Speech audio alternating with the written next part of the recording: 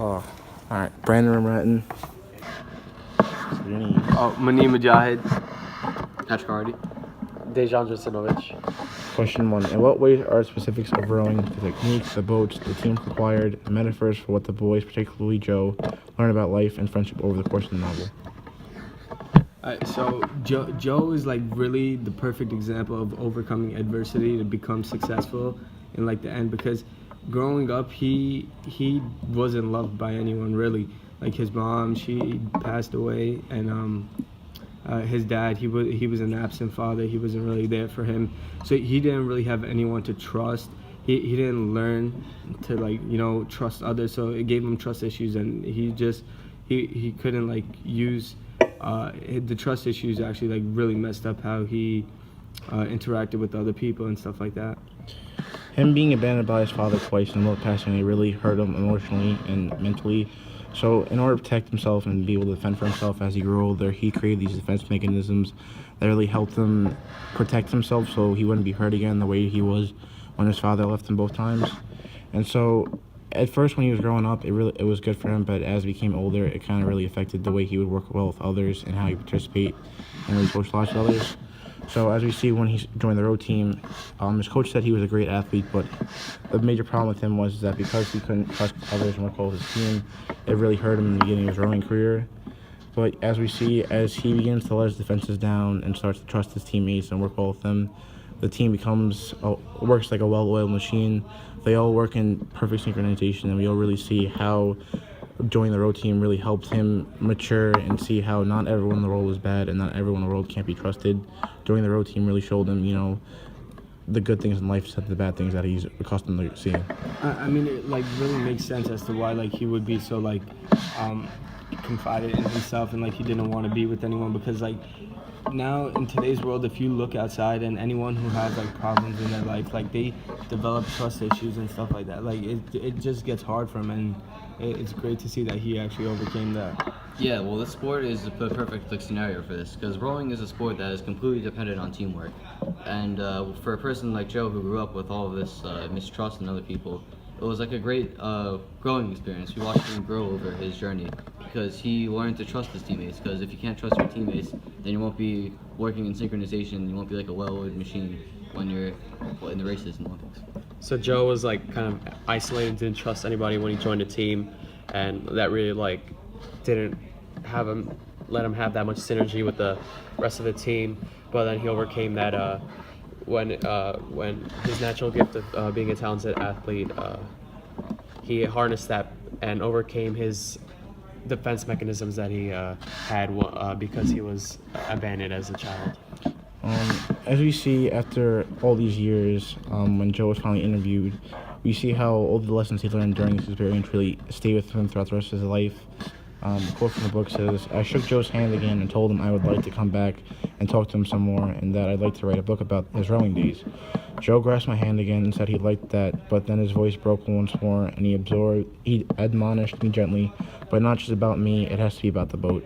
We see how everything he learned during his time, the trust, how to build trust with people around you, how to work well with others, how to really be a people's person, really shaped into the person he became, because we see after all these years later, those values and those ideas still stuck with him to that day.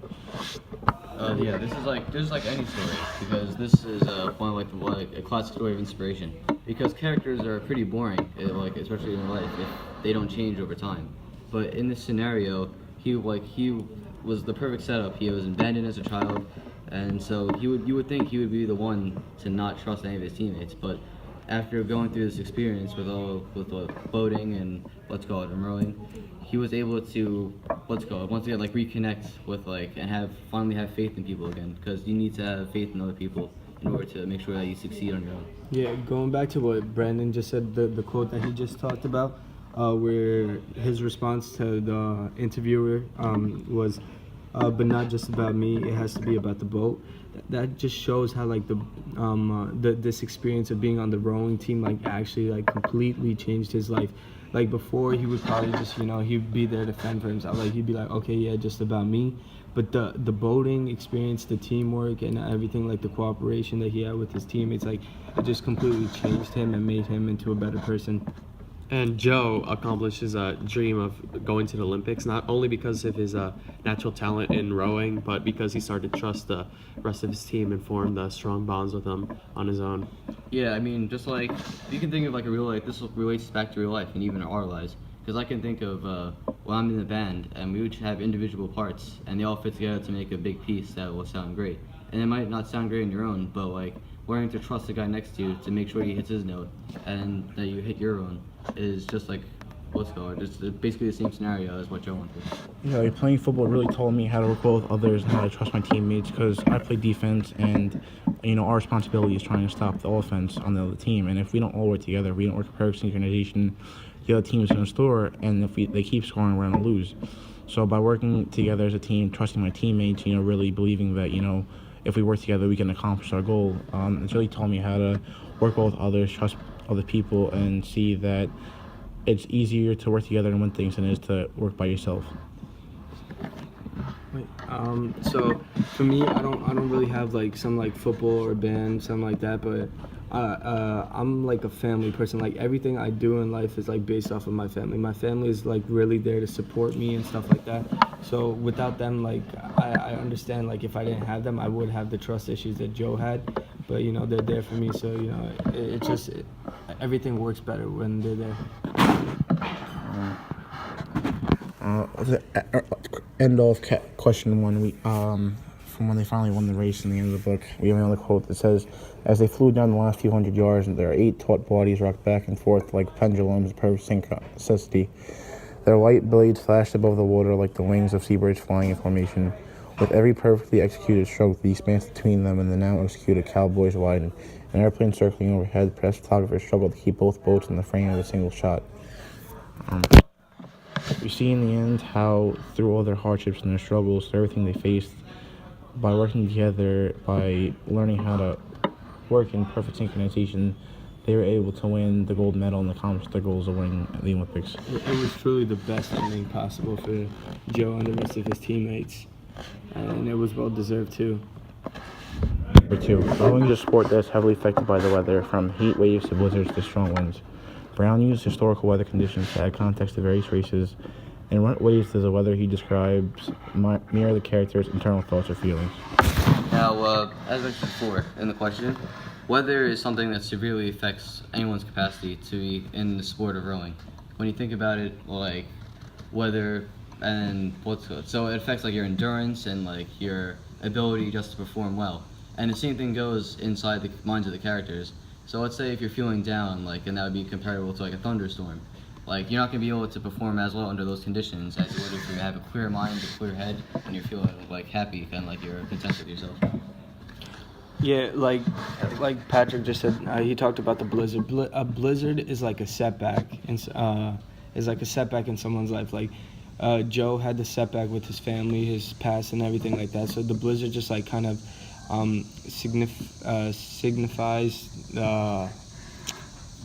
someone's past and stuff like that, where there's hardship and stuff like that, and then when they overcome it is when like the snow melts and stuff like that.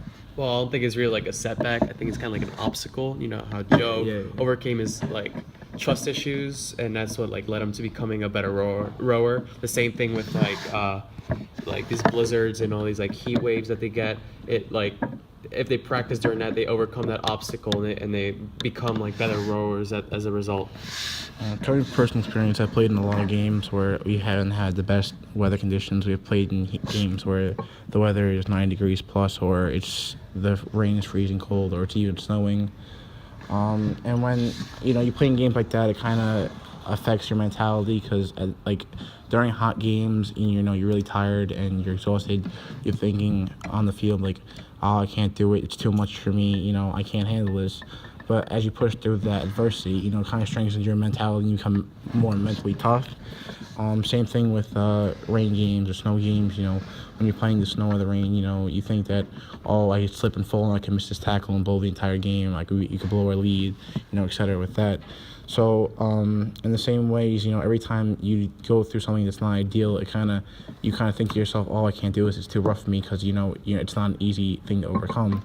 But once you overcome it, it really makes you mentally tough, and it shows you that you're more capable of doing things than you thought you were.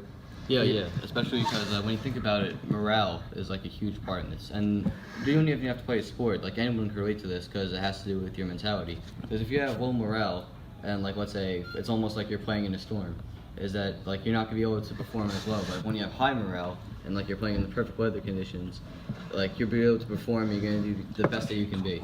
It just like kind of makes you like scared. Like for example, like hurricanes make people scared and stuff like that.